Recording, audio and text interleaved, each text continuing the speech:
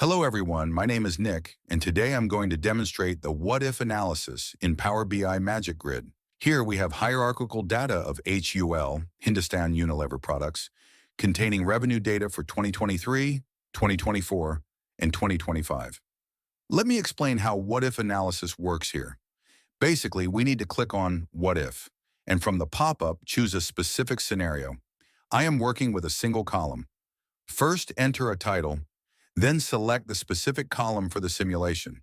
You need to tick both Show Slider and Copy Data, and also enter a range in percentage.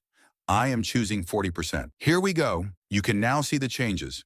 For example, when we change the overall revenue of the beauty product category, you can observe the growth percentage for Dove and Lux.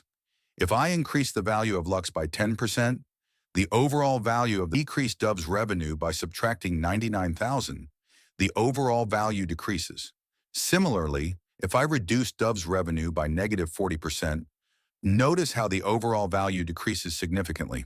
Similarly, if we want to apply what if on all the columns, we need to choose Edit, enter a title, and see the results. Let's apply this to the food and refreshment category. If we multiply the overall value by 2, you'll notice both Brook Bond and Kissin revenues double.